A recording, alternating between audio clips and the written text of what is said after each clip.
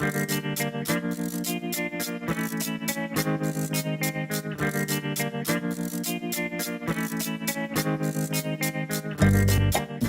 this is Michael Emery. Thanks for tuning in to The Slow Baja. This podcast is powered by Tequila Fortaleza, handmade in small batches and hands down my favorite tequila. Hey, Slow Baja is brought to you by the Baja XL Rally. The Baja XL is the largest and longest amateur off-road rally on the Baja Peninsula. It's 10 epic days, LA to Cabo to LA. Check it out at bajaxl.org. I'm delighted to be in Calistoga today with Trudi Angell. We're going to talk about saddling south, maybe a little bit of paddling south, Dario's dream, and how you, Calistoga native, got off to Loreto and barely come back. Great. So, Trudi, hello. Delighted to be here. Hi, Mike. Great. Glad you could drive up today. Thanks. Yeah, easy. I wish I was in Loreto with you, but I'm delighted to be here in Calistoga. And, you know, I knew of you and was recently talking with Edie Littlefield Sunby, and she mentioned your name, and a light bulb went on, and I thought, I need to talk to her. So I'm, again, just delighted to be here. So tell me, how did you get to Baja? How did it get a hold of you? Tell me a little bit about your life pre-Baja, and then what you've been doing for almost the last 50 years. Yeah. Well, I grew up here in the upper Napa Valley and always loved the outdoors. And when I was 20, I ended up hearing about a school called National Outdoor Leadership School based in Lander, Wyoming, but they had and have branches in different areas around the world. Baja, California, Mexico was one of them, down in Mulegé. And so when I was 20, I thought, no, winter mountaineering, nah. Backpacking with heavy packs, nah. Oh, kayaking in Baja, wonder what that's about. So I hopped on a plane and went down. I signed up for a 12-day course and stayed for 6 weeks. Came back here to Calistoga, found a folding Klepper Kayak for sale on some bulletin board somewhere, bought it, and was that same year back down in Baja again. So putting that folding kayak into the back of some car or onto the roof of some car or something, is that how you did it? Yeah, my old Rambler, 1964 Rambler American with a roof rack. Nice. I can picture that, actually. I'm a bit of a car guy, so I can picture that. So were you in college when you took the Knowles course? I had basically graduated from high school here, taken a few junior college courses over in Santa Rosa. Right. And those always seemed, the thing that attracted me, even before I went to Mexico, was Spanish language and Mexican history and things like that. So those were the courses I gravitated to. And lo and behold, when I went down to Mexico, I had taken quite a number of years of Spanish in high school here and junior high, and when I was in St. Helena for a little bit. And got to Mexico and I went, oh my gosh, boy, I sure studied a lot and I sure didn't learn very much. But the background of all of that led me to, once I started speaking with actual Mexican people in Mexico, set me on my way for learning Spanish pretty well. Yeah, you learn quickly, don't you? Yeah. When you live and are immersed in it, then it comes around. So, you and the Rambler heading down the Baja Peninsula, you got to La Paz, Loreto. Where was the first destination? Well, because I had been in school, or basically kayaking school, which was really taking off for 2 or 3 weeks of paddling from Mulegé, actually, all the way down to Loreto. So the first time I arrived in Loreto was by kayak in 1976, January. So pretty soon I get to say that it's been 45 years since I did that. Amazing. Yeah. Wow. And then I went back and bought my own kayak. And I went back and kind of gravitated back towards the National Outdoor Leadership School base there.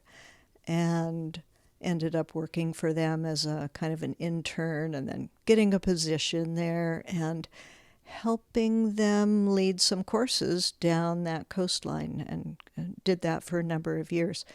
Then somebody asked me to lead them on a trip from Mulegé down to La Paz, which I already knew the coastline down that far. And I thought, great, pay me? Okay.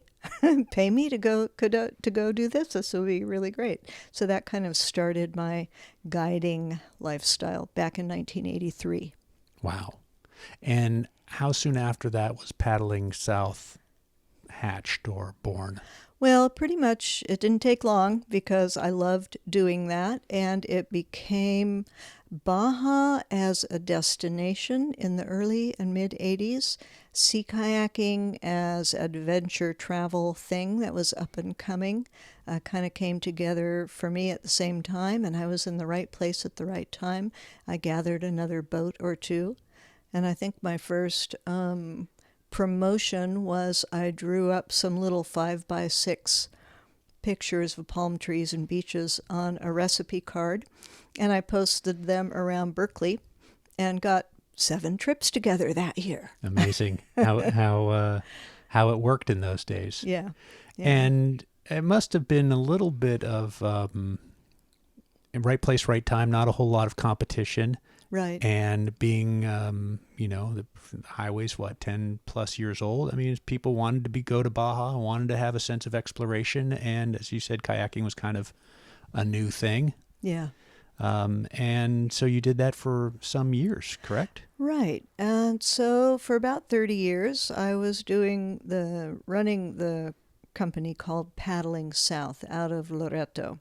And it was just an easier destination because of the international airport that's there and the infrastructure in the town of Loreto to be a jumping off point for trips where we could go north and go up to Mulegé and paddle the coast back down, or we could start in Loreto or just south of there and head on down even to La Paz on the longer trips. And so we had, and then the islands, of course, off in front of Loreto and down to Agua Verde became kind of our, what we would call the milk run route.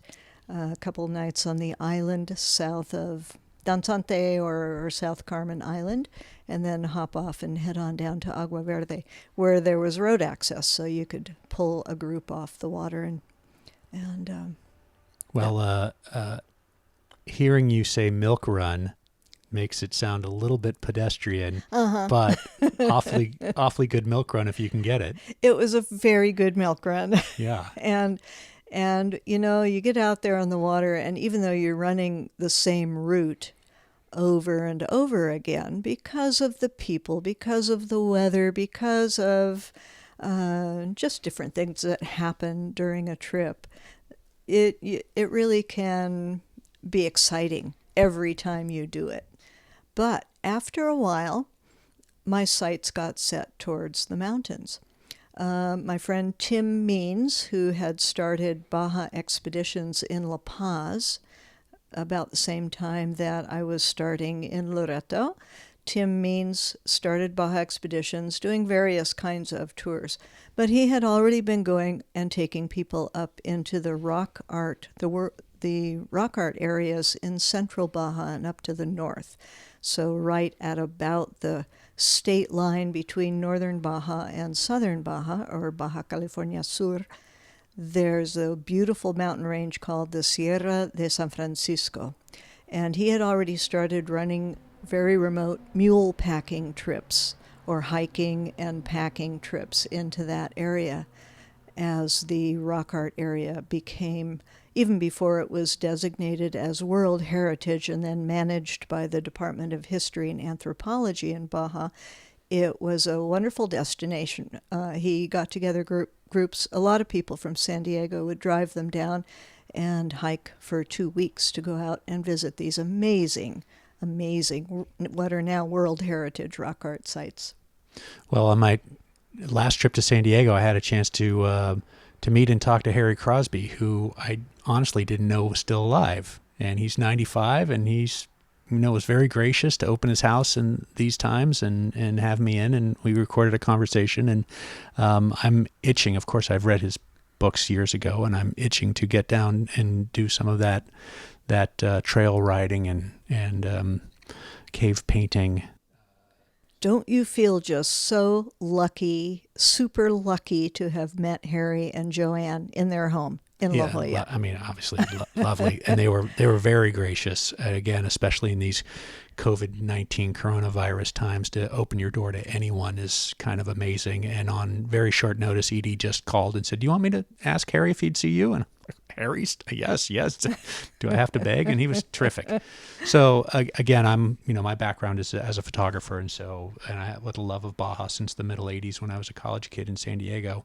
So his work was the work that one referenced when you were thinking about, what's in Baja, what's off the highway, what's out of the way, back roads, backwoods, and he was the work that I was referencing. And so again, very surprised that he's still with us, and I had a chance to see him. So I'm itching now to know how you just made the transition from paddling to saddling. So let's jump into the Baja Mill and your ladies in 1,000 miles on donkeys. And were horses, donkeys, burros? What your Baja Mill? Tell me about that. The cross between a burro or donkey, excuse me, and a horse makes a mule. A mule, right. And so there are different variations there, but we won't go into that.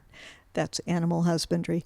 But horses are large, and so crossing them with the donkey gives you a large animal with long ears and very, very stable in the rocks. So in the Rocky Mountains. And there are lots of rocks. Yeah, lots of rocks in lots of areas. Anyone who's been to Baja, some people just listen to the show. They've never been there, but in Baja, there are lots of rocks. There are lots of rocks. Some of them are loose. Not much rock climbing in our area. So here in the Napa Valley, as I was growing up, I had horses from the time I was 12 to 17. And so I was able to ride all around the country here. It was before there were fences here in the valley. So the freedom of getting out into the hills on horseback was part of my growing up here. And when Tim Means invited me to come along on a friend and family trip, his daughter was 1.5 years old. His son was 4 years old. And so that was my first experience, was going up into the Sierra San Francisco. My first experience on muleback or horseback in Baja was to ride down into this incredibly steep canyon into the Cañón de Santa Teresa or San Pablo, depending on which area you're in. And getting on the back of a mule, going off and riding for 10 days with them, overnighting, and seeing how they dealt with and the local cowboys dealt with traveling with young children. It was just all very natural. And that's the way people lived, and I loved it. So I had gotten back on a mule again after being off a mule for almost 15 years, or off horses. And as soon as I got on that mule and back out of the mountains and back to Loreto, I did pretty much the same thing I did with the kayaking. Bought a horse, started traveling around, getting to know the countryside, getting to know the people up in the ranches to the west of Loreto, the San Javier area. And at that time, everything was either ranches were roadless or they were had just dirt roads to them. San Javier, the village, now has a 25-mile road that goes up to it. But back then, I don't know what year that was, but in the late 80s, I guess, I went off then riding with a girlfriend and an old rancher guide with a donkey for a pack animal, and we rode off to Comondú. And as we got our first days out, our first nights out, we stopped at these amazing ranches with lovely, hospitable people. Every time we were invited to a meal or sleep on their back porch, or just amazing hospitality. And we went on a loop trip at this one time in 1987, and I came back off of that trip thinking, well, this could be a business. And different from kayaking, where you have one route that you do and the same campsites, this opened up a huge world for me, both for studying the history, learning the ranch culture, and then being kind of endless on this whole peninsula of so many places to go and camp and ride to. And I think I came into just about the tail end of when many, many people were still riding up in the mountains. And there are still people now, but not as much, going out on roundups and camping out and using mules and horses as transportation. And you don't see that so much now. There are fewer and fewer roadless ranches throughout the whole southern Baja Peninsula and northern, of course. But I got to see the tail end of that and get a taste of a tail end of that and hear about other people who had been exploring up there in decades prior to myself. And that was like Annetta Carter, the famous botanist from Berkeley area. Had you ever heard about her? I haven't done a lot of research. I've heard her name because I'm in this field now, and I'm researching especially interesting women who've been involved in Baja, fewer than the men. So I've been trying to seek out, which is why I'm here today talking to you, trying to seek out women who have done interesting things in Baja and share their stories. But I'd love to hear more about her. Yeah, I don't know a lot about her, but I have seen photographs. Once in a while, I'll run across a photograph or I'll run across a story, and did a fun thing retracing her steps with John Rebman, who rewrote the Baja Plant Guide, re-edited the whole thing. And he's also the director, curator of botany for the Natural History Museum in San Diego.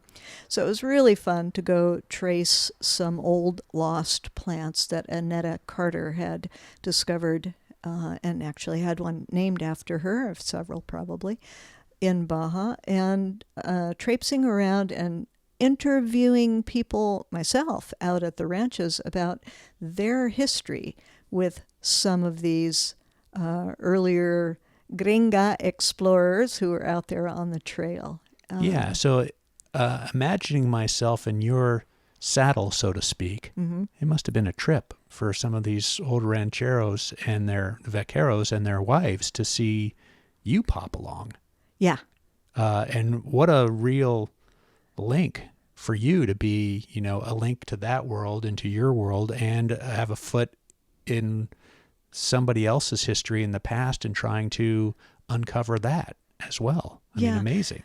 And that it's interesting you use that word link. I was using that word before it became a popular computer term, saying that my company, what I was doing there, felt like a link, like an eslabon, the word for link or chain link in Spanish, that links those cultures together, that helps people from the North Country who come down as tourists to really understand and get more of a feeling for the real heart of the ranch culture.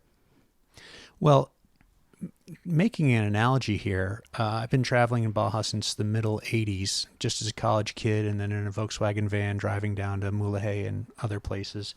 And now I have this old 1971 Land Cruiser with, fabric doors and no top. And I think I'm the last person driving around in Baja who doesn't have their windows up and air conditioning on now. So I've seen the transition from, people really driving old broken down cars, cut the roof off, turn the little Datsun into a pickup truck, a little Datsun sedan, on 3 bald tires, running on 3 cylinders, to, you see a lot more modern cars, windows up, just more or less like you're in Southern California in a lot of Baja. So I'm really thinking the way I'm seeing Baja in my old Land Cruiser, I'm slowing down and I'm taking a time trip. I'm a time traveler, but going on a pack mule, it's a whole nother filter. It's another world. You've changed channels to a much, much slower way of going than then I'm going 25 miles an hour. And I thought that was slow. But you're, at what, Right. 4? Try 2.5. Yeah, exactly. So Yeah. I see a big smile across the room from me here. But really, it must really kind of, hopefully the people who are traveling with you really know what they're getting into, because it must really be amazing and sometimes more than people can handle, not to Daunting. have daunting, more than, not to have their devices at their disposal. And Yeah. I actually, when I take people on the tours into the rugged mountains, even though a lot of people go there basically blindly without knowing what they're getting into, when I sign somebody up for a trip into the rock art canyons, or they want a particular route because they have read Harry Crosby's books and they say, hey, I want to go to this spot, I feel like I need to give them a phone call, talk to them, see what their abilities are, what their expectations are, and really kind of give them an overview of what they're really going to get into. I'd say, yeah, going especially into the San Francisco canyons, I have had most people go into the canyon and they're expecting to see rock art, rock art, rock art. They come out of the canyon and they're saying, oh my gosh, we saw amazing lifestyle. The cowboys, the mules, the donkeys, the stars, the countryside, the trails. Oh, and we saw rock art. And it's a great way to get people introduced to that area, that lifestyle, that culture, and then they get hooked often. I've had people who were in tears because they see the steep trail and they're not quite comfortable on a mule maybe until they get to trust their mule's 4 feet. And they go down into the canyon. I've had people with lumps in their throat with tears coming down their faces. And by the time they get out, traveling up out of the canyon 4 days later, they're signing up for the next trip. Yeah. Yeah. Yeah. And that really must be something special that could be, I mean, it's your business, but it's your life more than anything. You have their lives in your hands, so to speak, and you're exposing them to something truly out of the ordinary. Yeah. And again, kind of almost on our doorstep. Now, again, it's harder to get to the interior of Baja than many of the, Cabo or even the airport in Loreto is not exactly the easiest airport to get to. How many flights do we have a week there now? Is that's 2? been 2? Yeah, that's been the problem 3 for maybe? years from the Loreto side, but it's also, I think, what's been keeping Loreto somewhat, undeveloped or less developed. Yeah, which I have always, trying to run a business, you see that side of it, but loving the fact that 5 minutes out of Loreto in any direction, you can basically, or 10 now, you can get into wilderness on the sea or in the mountains. And so that's why I continue to live there and why I love it as my main home now. Calistoga is now where I come to in the summers to be with family. But basically, I feel like I've got the best of both worlds here, too. Yeah, Calistoga is not so bad. And growing up here, riding around here, some similarities to Baja from a hot, dry climate, rattlesnakes, scorpions, things that are creepy crawlies and scary to a lot of people. Mm-hmm. No cactus, so to speak, but, blackberry brambles. Yeah, blackberry bushes, yeah. So, some similarities. So I would love to know about how you got involved with the film Corazon de Vaquero. Is that the film? Yeah, Corazon Vaquero. Corazon Vaquero. So how did you, that was 2006 or 8, somewhere in there? 2006 was the beginning. The light bulb came on with Gary McClintock and his son Cody McClintock. That Gary McClintock, who's always been a traditional old-style saddle historian in the San Diego area, up in the mountains in El Descanso, had his saddle shop up there.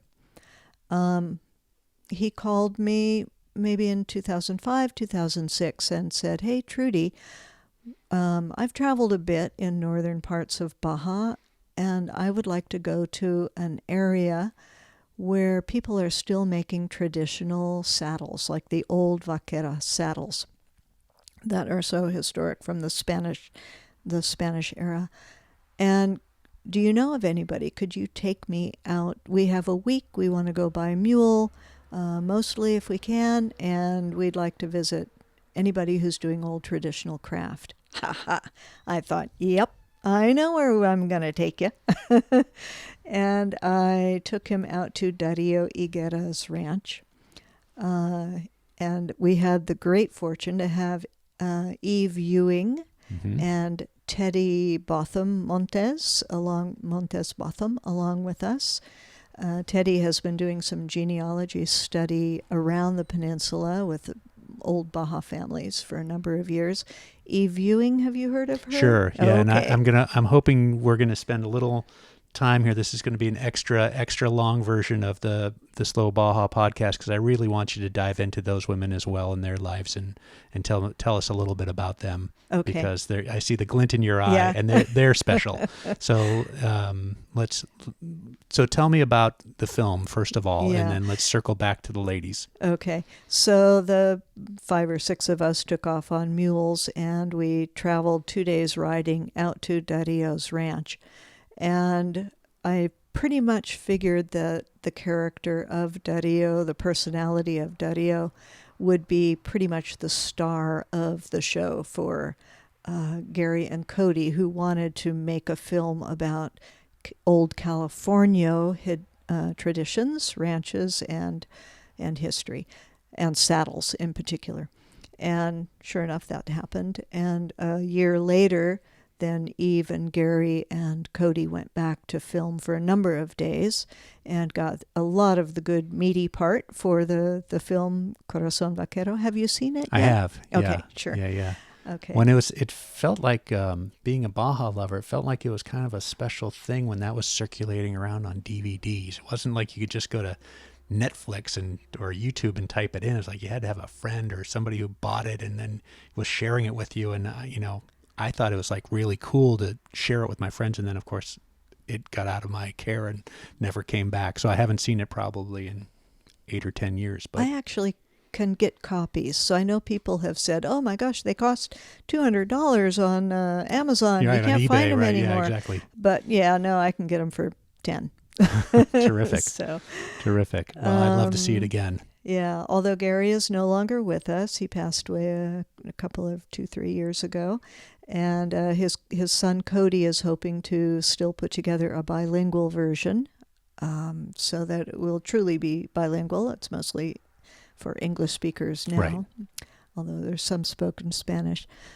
So anyway, so they also decided to go up and film. Actually, the film Corazon Vaquero had a different focus when they first started out, but as documentary films go, they often unravel into something else or follow a different thread as you get going into other stories that come through. And so it became more of this is about the ranching lifestyle and the lifestyle of those people. And they actually truly had wanted to put in more information about what women do on the ranch. It's more of a ranching and male-oriented focus on that film. But Gary's original intent, too, was to get more of the women's stories in there. But I think we can come up with something like that later. Do you think you have another film in you? I know you've bitten off a lot with Dario's Dream. Yeah, I have. This is my first film. So Dario's Dream, or what will be officially called La Recua, which means essentially the pack train or the caravan, is a story of my friend Dario's dream. Dario, who's one of the actors or one of the stars of the show. Of the star. He's not. I don't know if he's acting. Not an actor. I don't know if he's acting. It looks like it's just a documentary of him and his world and his dream. Yeah. And he's about 70, has a beautiful face and a big mustache and a beautiful grandson. Yeah. Uh-huh. Yeah. It's a touching story, just the clips that I've seen of it on the internet. So a few years ago, about 3 years ago now, a little bit more, he I was at his ranch with a small group of people, and he's always on center stage when we show up, and he's always talking about the historical pieces of equipment and ranching saddle equipment mostly, and gear that he has made himself. He's a traditional saddle maker, tans the hides, the whole thing. Yeah. Yeah. So he and Gary McClintock were just like fast friend buddies immediately, because they both had that same spark in their hearts about keeping the old history alive.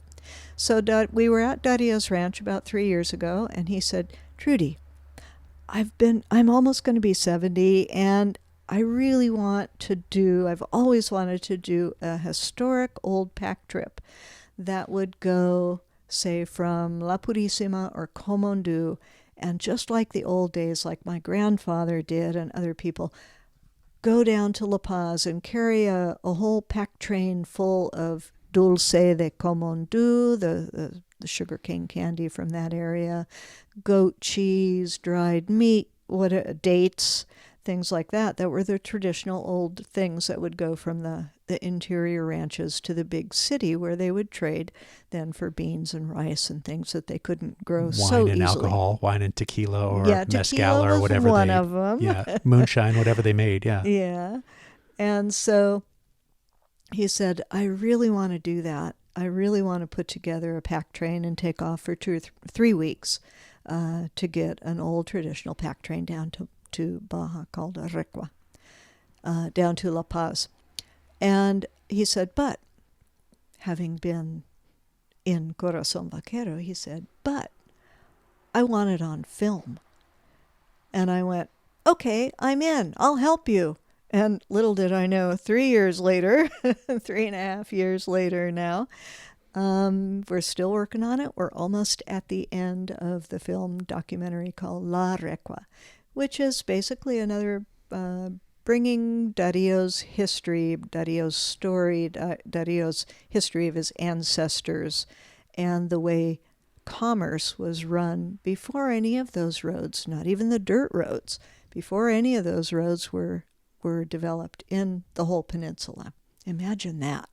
Yeah, well, I've seen the clips, and I've listened carefully to the discussion of them, and not an easy undertaking. You didn't just decide you're going to get a GoPro and go along one person making the film. I mean, you had 13 people, 25 animals. Is that the right number? That's it. That's a logistical nightmare out in the middle of nowhere. You're laughing or you're smiling. There's a gleam in your eye, but I mean, that's a lot to take on. Yeah.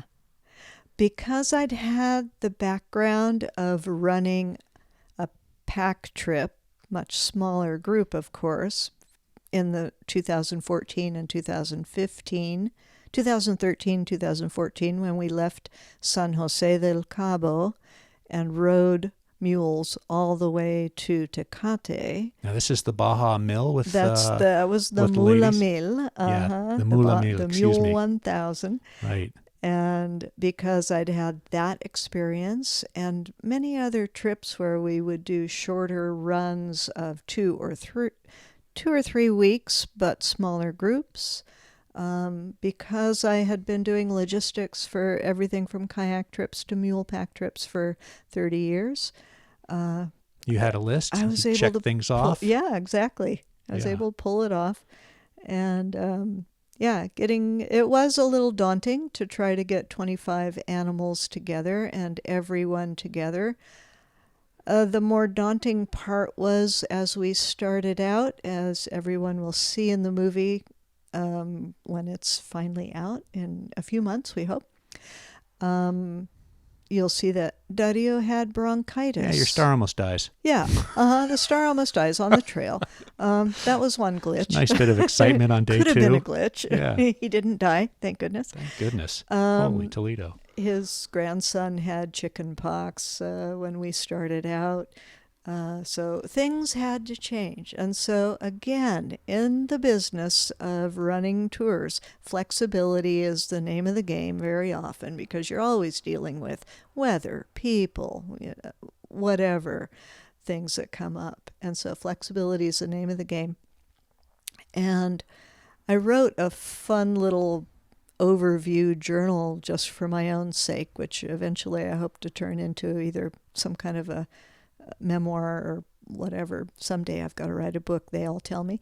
And so I wrote this 10 or 12 page overview of really what it took. I did that within 2 days after finishing up the whole ride of La Recua. A couple days after we were done, I just sat around and wrote all the details. And it's going to be really a fun story. For the next person who's never going to do this. Yeah, right. Yeah. But to complicate that, so you've got the action of what's happening. You've got Dario and his dream and his grandson and the other vaqueros and the pack animals that they've outfitted with historic saddles and bags and whatever went into making these things the way that they were made in years past. That's all been done, and you've got the actual the meat of the story, and then you have the people who are hired or cajoled or convinced to record the story. So you've got 3 photographers, a sound person, whatever, I'm assuming you were along on the ride, whatever your role is, director. You must have had 50 different jobs at any given time on any given day, and you've got to keep that thing all moving along and keep people from having the difficulties of the day brew to a point where they can't stand each other and they just want to get away, and you can't get away because there's a story to be told, and you better be in it to the end. Yeah. So I pretty much handpicked who was going to be along as the photographers, people who I knew had a little bit of experience and a great love for telling the story of the culture of the Outback people. But then, within a week or so after we finished the ride in La Paz, I wrote an email to, especially for everybody who was on the trip, the camera person, the sound people, the 3 camera people, the sound people, everyone who was involved at some level for some number of days on the trip, and asked them, tell me your 3 favorite things and your 3 least favorite things about the trip. And I'll tell you right now, the first favorite thing of everyone on the trip was how much they enjoyed the trip by the sense of camaraderie, the humor, and the respect of the elders for the children and the children for the elders.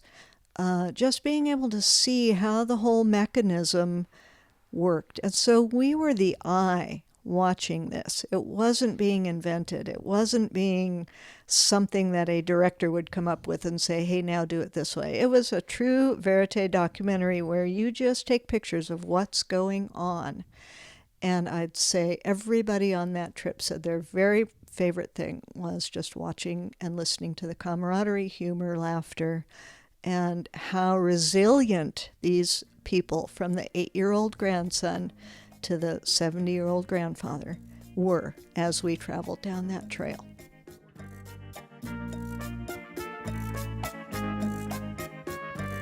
Hey, you know that we're itching to get our old Land Cruiser south of the border soon, and when we go, we'll be going with Baja Bound Insurance. Their website is fast and easy to use. You can check them out at bajabound.com and tell them Slow Baja sent you.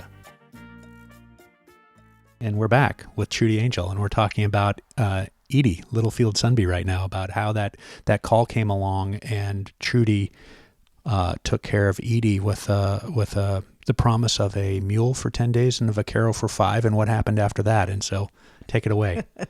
Yeah, it was quite funny. Edie called me and said she had hiked from the missions here in Alta California, and she wanted to now go on the route. And Harry Crosby actually was the first person, I think, who told her about me, and then so she contacted.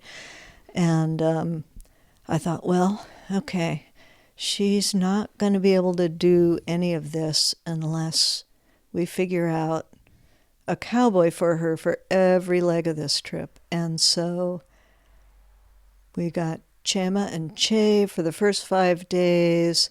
And so it was kind of like passing her along like a baton, like a relay baton from Loreto all the way to farther north to try to get her up to... Yeah, she said there was a magical handoff every 30 to 40 miles. Yeah. She didn't seem to know how they communicated to each other, but through you. So let's just pull the curtain back about, you mentioned logistics before.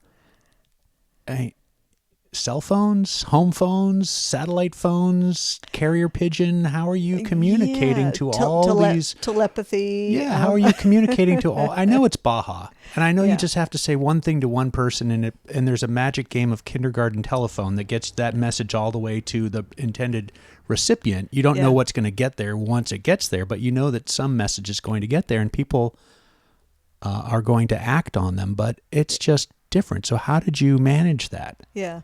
And given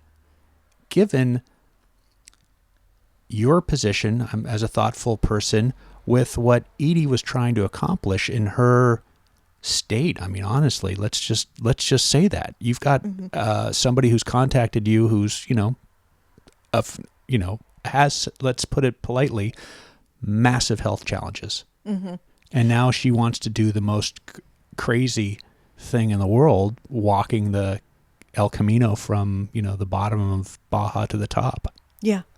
And so when I met Edie for the first time, I thought, oh my gosh, she doesn't know what she's getting into at all. Right. And so, but boy, this is a determined woman. Yes. Yes. So I thought, okay, well, let's try it. And Edie came down to Loreto when she started out, and I had started the wheels turning by thinking of, because I know all these people up and down the peninsula from having ridden 2 or 3 times now up and down this peninsula. And we're going to get to that again. We're not going to miss out on the Baja meal. We're going to get to that, the Mula meal. And I thought, okay, how am I going to find all these connections that are needed to run Edie from Loreto to as far north as Tijuana or Tecate, wherever she ended, nearer to Tijuana, I think. So I found Chema and Che, pulled them together with a couple mules, and Edie was pretty determined that she was going to walk, and I said, Edie, you're going to walk maybe 3 days. By day 3, you're going to be riding a mule. Oh, no. I'm going to walk it the whole way. I'm a walker. Even Father Sarah got on a mule. Uh-huh. And in 3 days, she was on a mule. She said, Trudi, I'm going to make it in 40 days up to whatever the whole route was, because that's what Padre Serra did. Okay, well, no, Edie, I think by about day 40, you're going to be at Velicata, where Padre Serra started from, actually. And so, well, on that leg anyway. And so I called her husband or emailed him on day 40 or 41 and said, because Edie was sending him she had GPS messages sat GPS, all the time. And Tracker. I said, so Dale, where is Edie right now? And he said, day 40, she's at Velicata. I said, yep, I thought so. And so it's really fun to know that stuff. It's really fun to drive now up and down the peninsula, because I go 10 minutes and I'm thinking, okay, 1 day, another 10 minutes, 2 days. If you're on a mule, that's the rate that you go at. And so I kind of figured, about the rate that Edie was going to go, because she was alone. It was going to be just a little faster than what we usually do with a larger group of people. But it was pretty fun to do that puzzle, to work on that puzzle, to have that challenge of trying to get her from Loreto up to Comondu, guide switch. From Comondu to La Purísima, another guide switch. From La Purísima to closer to San Ignacio de Guadalupe's, another guide switch. From there to the next spot, another guide switch, another one. The trickiest part actually was in San Ignacio, when I knew that Edie had no clue what had to be done to jump through hoops to get her officially up through the department, the area in the Sierra San Francisco that is authorized only by the Department of History and Anthropology. You have to have permission to go through those ranches. You can't get through there, through that area. I suppose you can. You can sneak through or you can drive through sometimes, but if you want to be off trail on El Camino Real, then you have to get permission for that particular area. And so I knew it was going to be a bit of a hassle, but we did it. She got to San Ignacio and she was told by the director of history and anthropology, or the director of the visitation period, that she was not able to continue on. And so we were sitting there on the phone. I happened to be in San Ignacio the day that Edie was coming through. Helpful. Got her on the phone, listened to how it wasn't going to happen, but then Edie's somehow guardian angel came through, and by 2 days later, she was back on the trail again. Wow. So, yeah. Wow. And then she was met by Zenobio Gamboa, who lives north of San Quintin and organizes a lot of the cabalgatas, a lot of the cowboy trail rides that go up in those areas. And he was the one who connected her with 3 or 4 of his key people in that area. So all of these connectors, basically, as Edie even mentioned, she just got her from one place to the next. And her determination was really respectable. What she had to do just to trust that we were going to get her to her destination. Yeah, well, we can't spend the whole time talking about Edie. I just did a podcast with her, and it's a good one. I hope people listen. But being at her home in La Jolla and seeing her there, it's very difficult for me to say that's a woman who's going to sleep in the dirt night after night and be on the back of a burro and eat whatever she has packed and make her own coffee and dig a hole when she needs to go do her business. And it's a lot. She's been through an awful lot. And to be sitting there in her presence, seeing her and knowing what that Baja trip must have been like, it's amazing. Yeah. I mean, really, it is truly inspirational. And I mean that with a capital I. Mm-hmm. So yeah. Going to pivot here and get back to your ladies and the trip that you took on 1,000 miles on a mule. The Mula Mule, the Baja 1000. Mula Mil, the Baja 1000 by mule. So yeah, it all started with Eve Ewing. Right. Can we just talk about her a little bit? Because she was on the original Melling expedition, if I'm not mistaken, correct? True. Wow. And that was put together in 1963 and 1964. It was put together by Andy Melling from the Melling Ranch and his friend Joanne Alford, who just decided they would take a bunch of mules and start in Tecate and ride to Cabo. As you do. Cabo San Lucas. As you do. Yeah. Why not? And it would take 6 months. Wow. And so they pulled it off.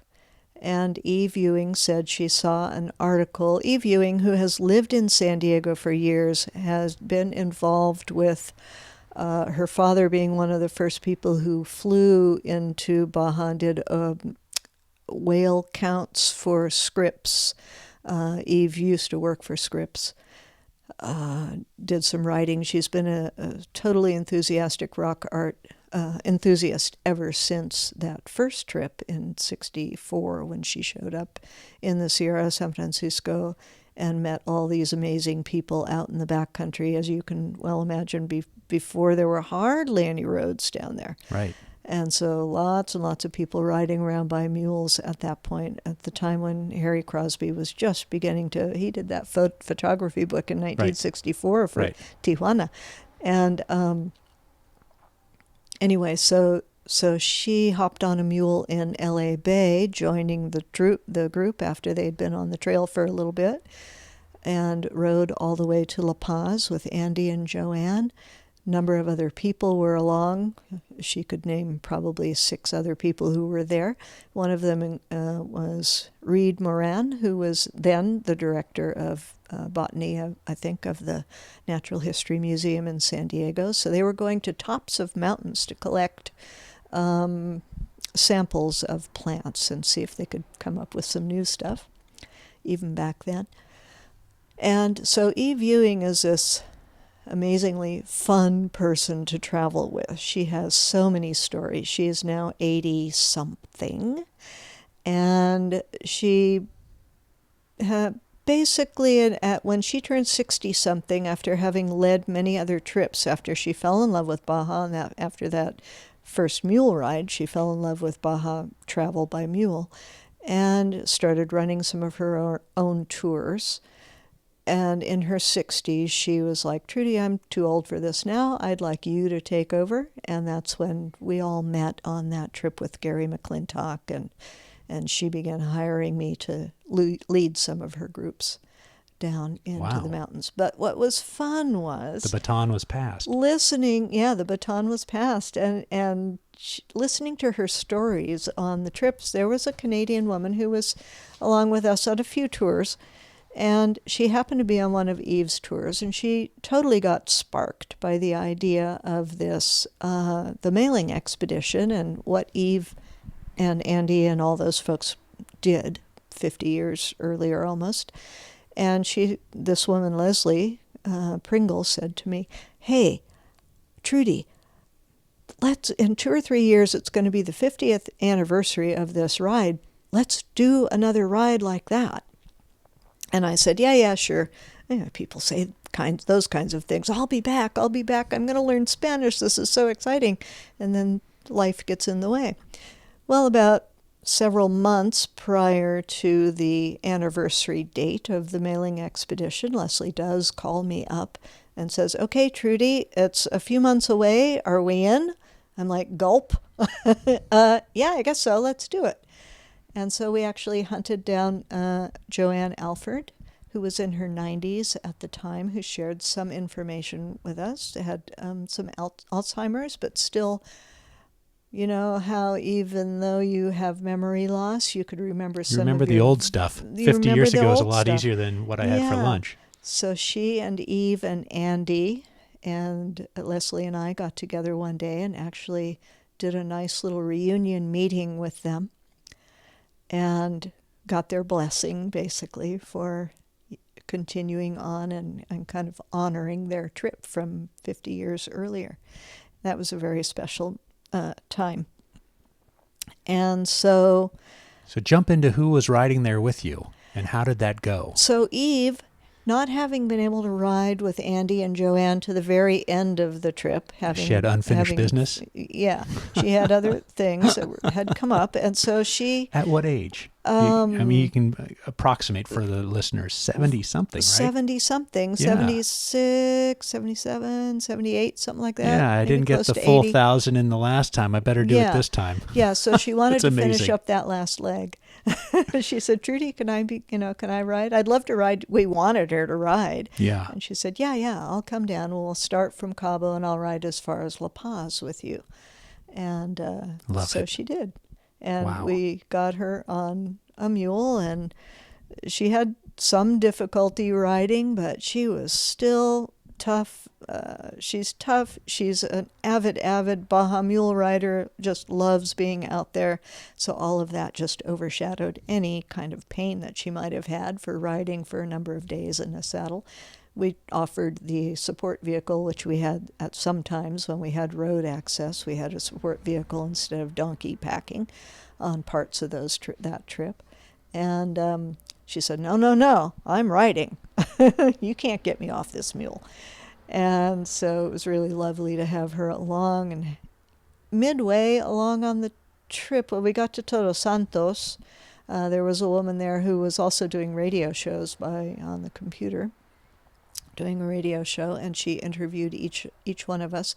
Teddy Montes Botham was also with the trip, and give me 2 minutes on Teddy, because it's another name. That's another name in my bag of people that I have to track down soon. Yeah, she's up in Oregon, and she has a wealth of information on some of the genealogy of some of the families, and she has actually done almost what could be considered doctoral work, even though she's an amateur DNA testing of all the rancheros, right, to figure out where they're from, and how and if they're related. Yeah, and a really fun story was there was a double whammy on this for one of these first meetings that we had of someone who helped us to get started on the trip out of San Jose del Cabo in early November in 2013. People had been telling me, you need to contact this guy. His name is Alejandro Marron. And the funny thing was, Teddy's ancestral, from her Mexican background, family name had Marron in it, so she was particularly looking for people named Marron. Well, I finally got in touch with the guy 2 or 3 days before we were actually getting the mules down to Cabo, trailering them down, and being able to get on the trail. I call up this guy and said, hey, I've been trying to contact you. We're doing this trip, and I've been told to contact you because you can, get in touch with the police chief who will get us the authority to be riding through town on this caravan, and we need some kind of police support or roadblocks or whatever when we're crossing highways and stuff. And so Mr. Marron says, oh, so what's this about? I said, well, there was this group in 1963 who came down from Tecate and on a pack trip with burros, and they went down to Cabo San Lucas. And he said, wait, stop. I said, what do you mean? He said, no, that trip, I have a picture of myself when I was 5 years old. Amazing. Riding the donkeys that my father bought from those people who rode down from Tecate 50 years ago. He said, I'm 55 now. I was about 5 or 6 when I have a picture of me riding the burros that my father called Los Tecateños because they were from Tecate. Wow. Yeah. So amazing. And a photograph, which is no easy feat in those days either, 50 years ago in Baja. Yeah. Wow. And so, they were all, when you get on the trail in Baja to do a ride, or you get out in the backcountry, as you mentioned earlier, you've got this telephone, telepathic, whatever it is, the connection, the universal connection there that makes things run smoothly or puts something in your path that you needed, and it just works.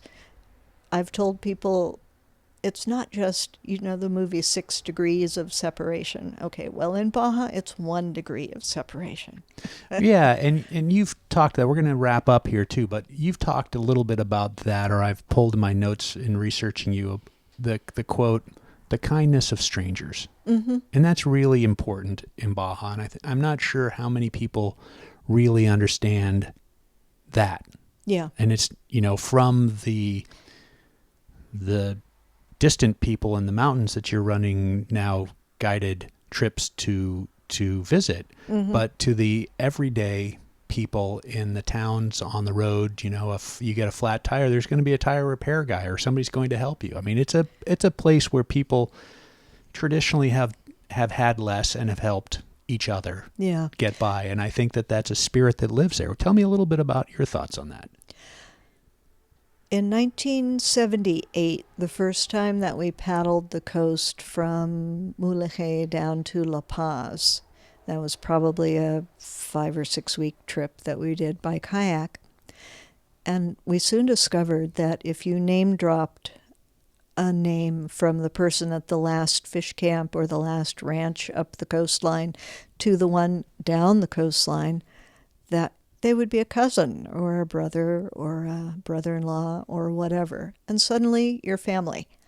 If you speak a little Spanish and you show some of your own interest in them, and they were certainly interested in us, because you get into those remote places and you're the best show in town. You're the, no television, no internet, no nothing. And so the people who show up in front of you are the things that you connect to. And so that works the same in the mountains, especially.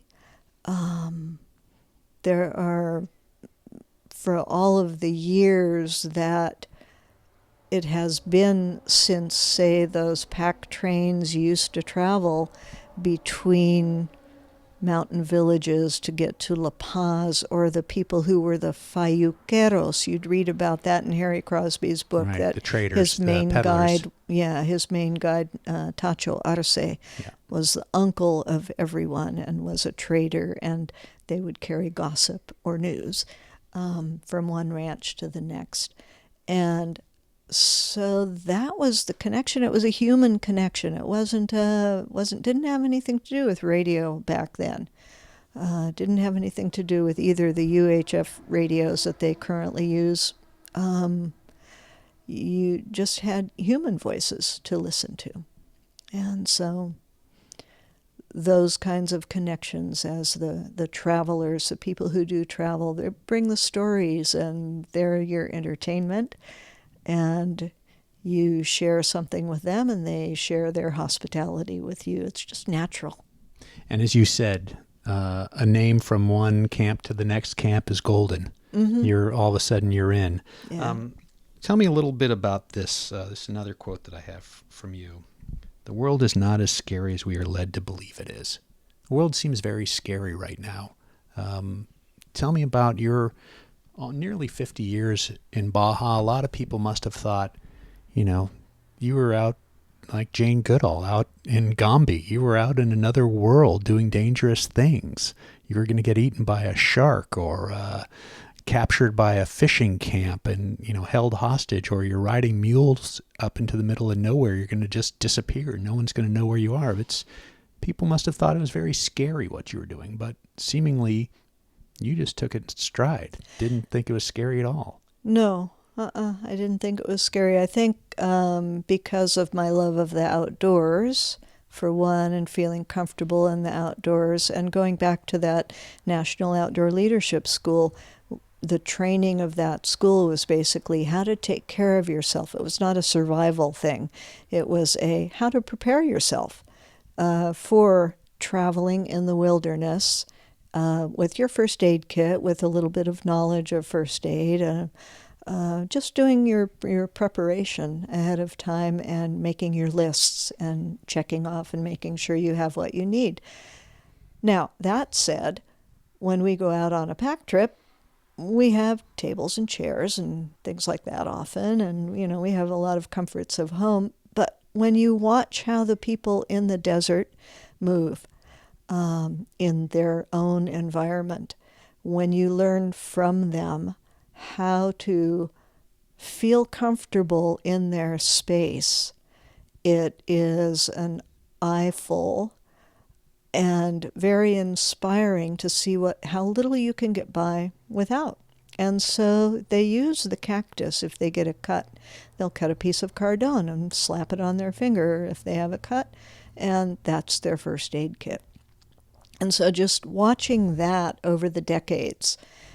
And what's really fun is in this film that we're doing, you see that the children feel so comfortable in their own space too. I've had people on trips say, I can't believe how centered these children are. They're just so in their environment and in their space and comfortable. And like I mentioned, one of the best things about doing that filming ride was seeing how the adults respect the children, the children respect the adults, because they all have skills to live together on very basic levels. Right. Well, again, we're going to wrap up. You've been super generous with your time.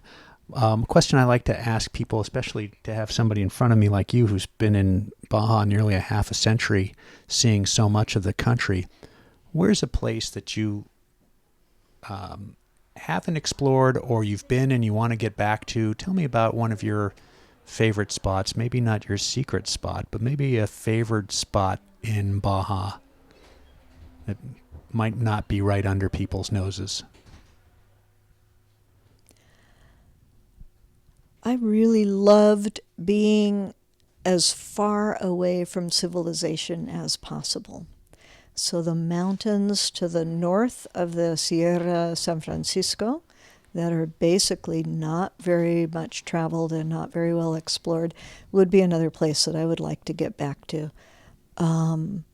just because they are so pristine and nature is all you have out there.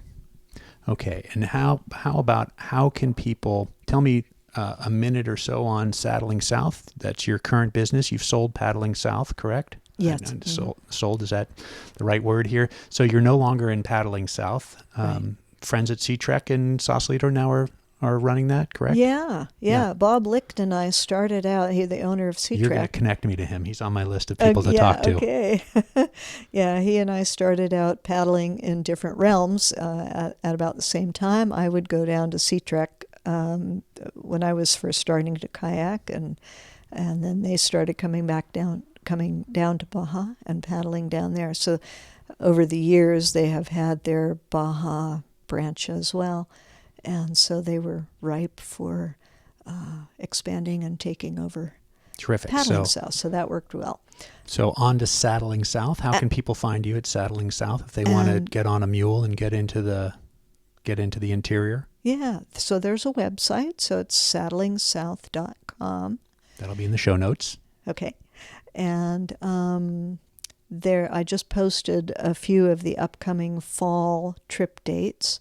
But what I like to tell people, and this is a great place to be able to put the word out, is if you have a particular date that doesn't show up, or a time frame, or a place that you want to go to, in all of Baja, basically, I can put it together for you. So I can customize trips. And so if there's not a date on there that interests you, I can definitely do custom trips as well. Seemingly you can make anything happen. Kind of. If you can Pretty move much. 25 animals and 13 people on a film. And let's jump onto the film. The trailers are out on YouTube and Vimeo, and they're spectacular. Dario's Dream. How can people find out about Dario's Dream, and how can they help you? Financial contribution, where can they send it? How can they help you finish this film and get it out for everybody to see? Yay, that's a good subject right there. Yes. So at the Facebook page, La Recua, that's two words, L-A, and then R-E-C-U-A, La Recua, / Dario's Dream. You can go onto that website, and you'll see I've just started posting again after a few months off, but because of various things. But if you go back down to the bottom of where I started posting in March 2018, it's a fun story just to go through right the photographs. Yeah, and you go up and up and up on all those photographs and posts, and you can basically see how we did it, what we did, where we went. And in order to contact me, if you're interested in any kind of funding, that would be wonderful. There's still a little bit, 10% or so to finish up.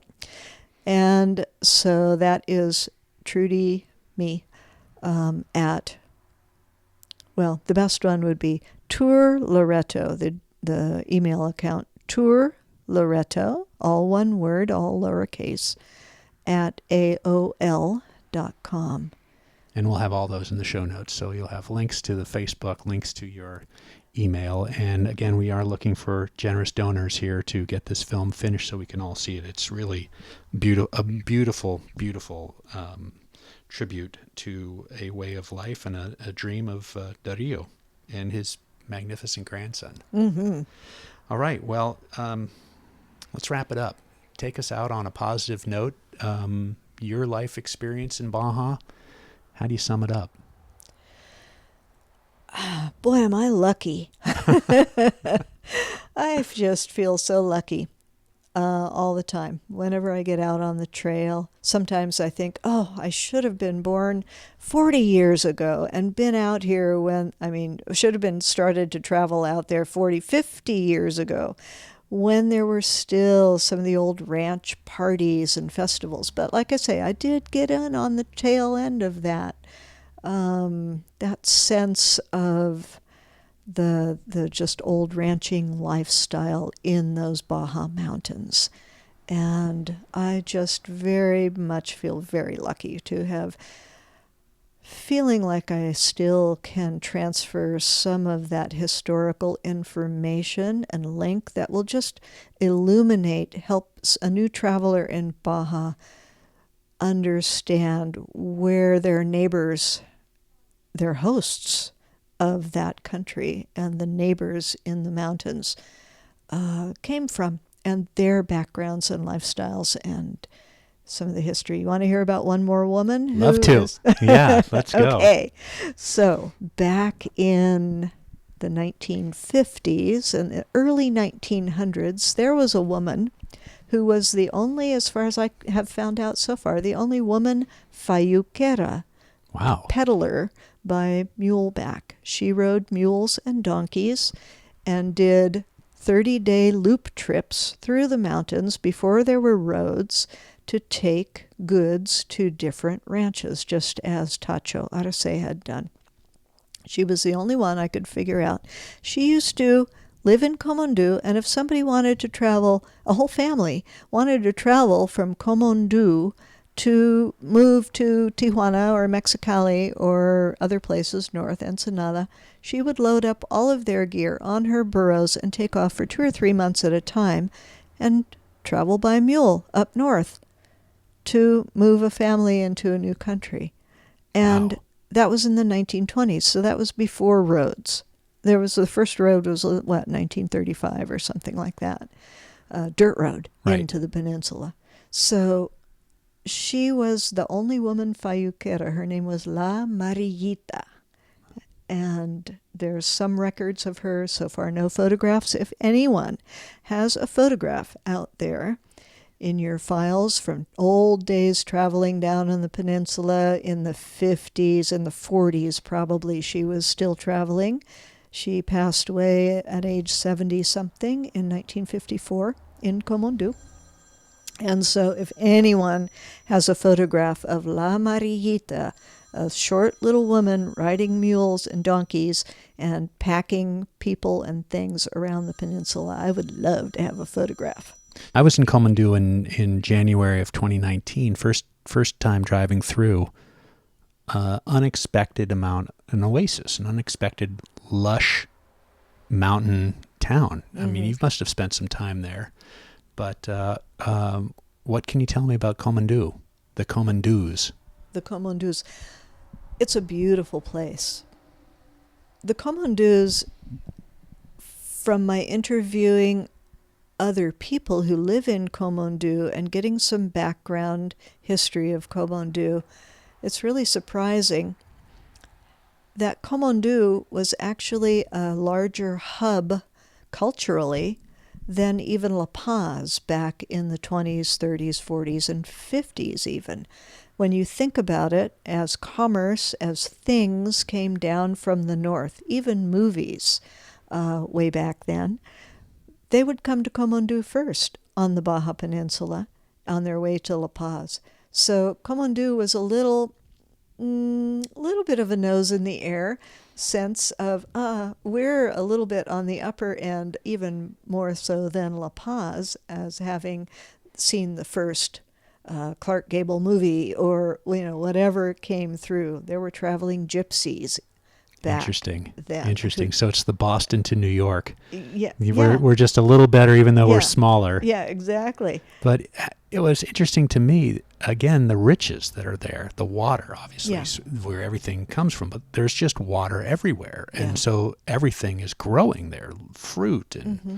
I imagine the finding that location and realizing, okay, let's get a mission right here and let's get the farms going, and we've got the water, and let's get the trees planted. And it must have just been, again, when you're dealing with what most of Baja looks like, Mm-hmm. to get there is just paradise. Yeah, it is paradise.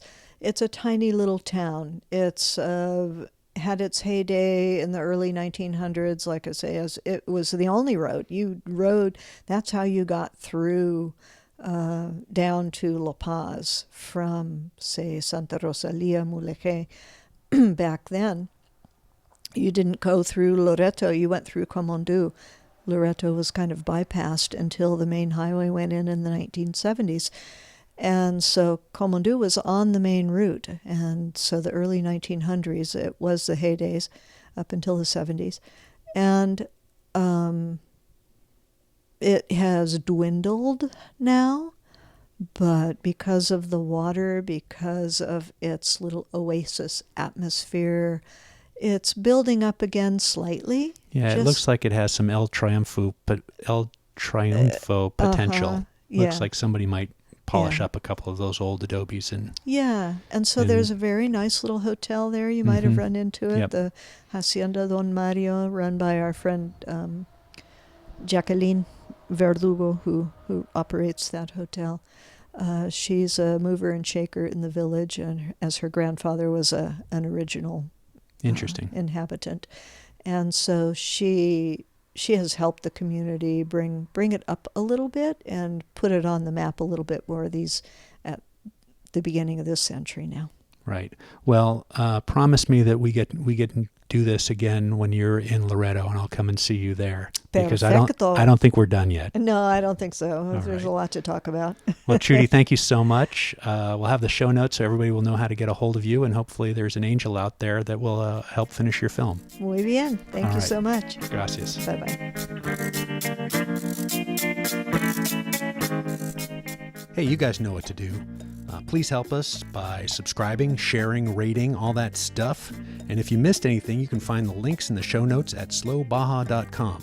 I'll be back before you know it. And if you want to receive notices on new episodes, please follow Slow Baja on Instagram, Twitter, and Facebook for you old folks.